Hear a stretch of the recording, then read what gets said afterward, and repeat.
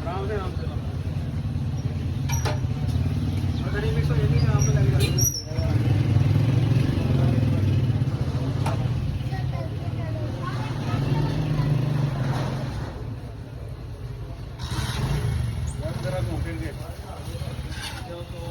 ऊपर आ जा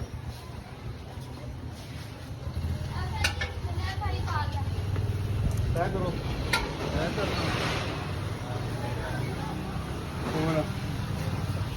एक सवाल है लंदा करना